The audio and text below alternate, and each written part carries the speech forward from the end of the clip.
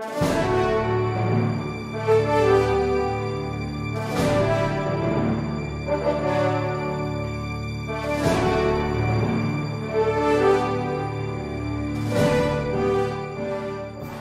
is authorized to look at my income tax.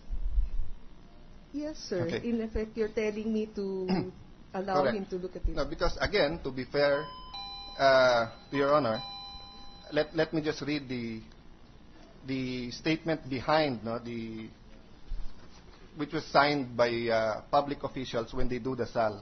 I hereby authorize the Ombudsman or his duly representative,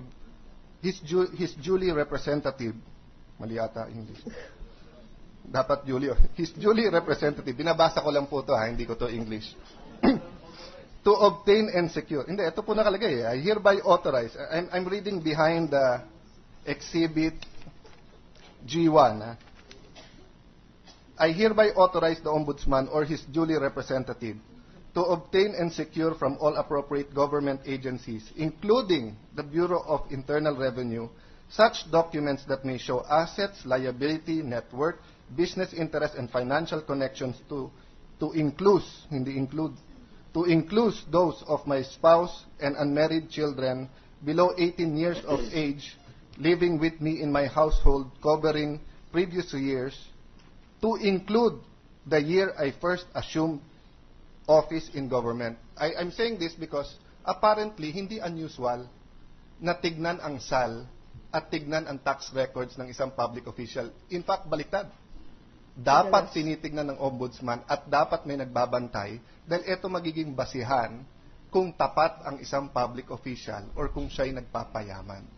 Parati ho kaming hinihingan ng ombudsman ng SAL-M namin at tax return. Thank you, Mr. President. My time is up. I have a number of other questions, but let me give way to the other senator judges. I just want to clarify one point.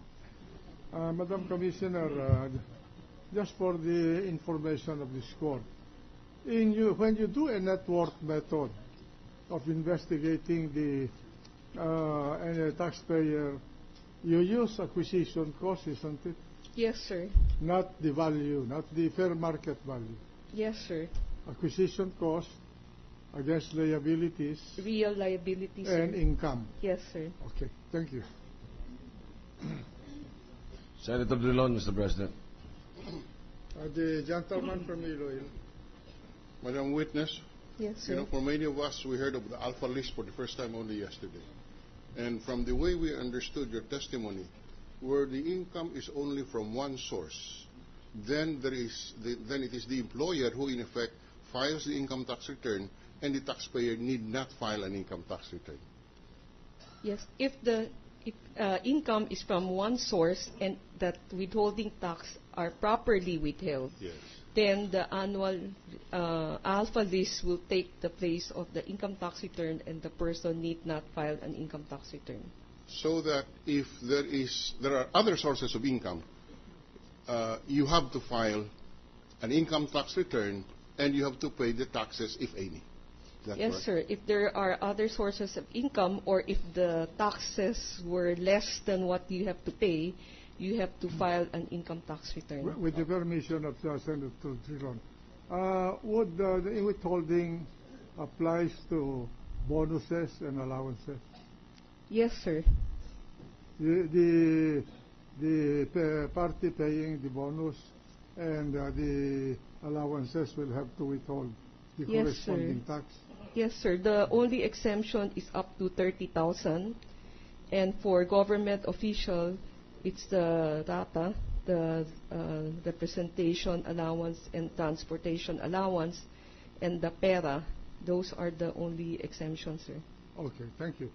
Now, you earlier mentioned that after you received the subpoena on this particular matter of Chief Justice Corona, you went one step farther. I heard that phrase. Can you tell us exactly what you meant by going one step farther? Sir, because the subpoena said income tax return of the people involved. No? So we looked for the income tax return and we cannot find any. No? Mm-hmm. So, but we know that he is employed, and therefore we gave instruction to find out where the Supreme Court file is a taxpayer. And we asked the RDO for if the Supreme Court submit alpha lists and to provide us with the alpha list. So that's the one step further that we meant, sir. And Chief Justice Corona was in the alpha list submitted by the Supreme Court. Yes, sir. And since you mentioned that the alpha list would only be feasible where you have one source of income from one employer where withholding tax was done, it means that in the case of Chief Justice Corona, your records will show that he had only one source of income, and that is his salary from the Supreme Court. Is that a correct statement? Yes, sir. And that salary is only, that income is the amount shown in the alpha list. That income is what is shown in the alpha list. list. Does the alpha list indicate whether it is basic salary, bonus, etc.? It has different columns. It includes their non-taxable bonuses and gratuities, then the GSIS, Pag-ibig, PhilHealth contribution. It's in the column, sir. In the case of Chief Justice Corona, where did the compensation, on which column did his compensation appear? Sir, can I? Yes, you may.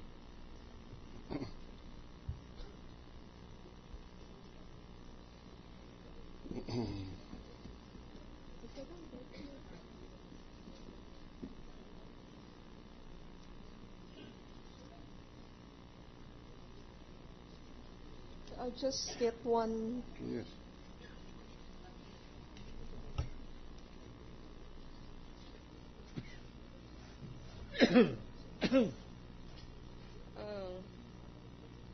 With Justice Corona, the column is like this. No? There's a gross compensation income.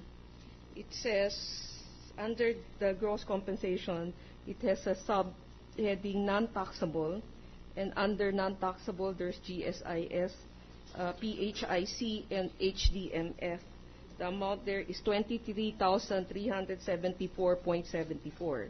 Then there's a bonus and slash benefits. It said there 30,000.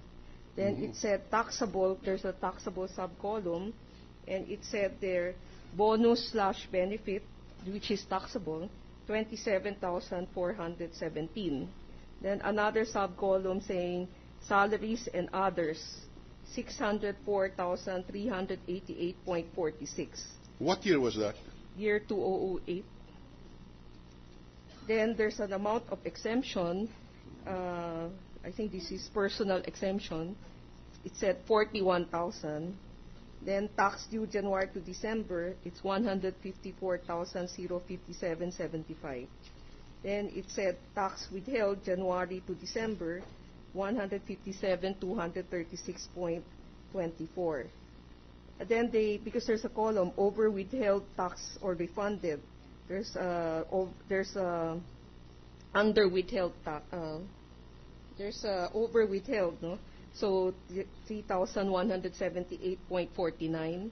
So his tax withheld as adjusted is 154,057.75. 154,057.75. And therefore he got a refund. When you're in the alpha list, it's a requirement in the tax code. The December, the employer have to make the adjustment, so that there's no more refunding coming from the BIR. So that amount corresponded to the taxes on the bonus in excess of 30,000 and the salary of 604,308.45. Is that correct? Yes, sir. All right. Now, you said that Chief Justice Corona had no income tax return filed. Yes, sir. It means that other than the alpha list, what is stated in the alpha list, the Chief Justice did not have any other income per BIR records. Yes, sir. What about his wife? His wife also did not file an ITR. She also has an alpha list from Camp John Hay. And therefore, the same presumption is valid that she did not have any other compensation other than what appears in the alpha list.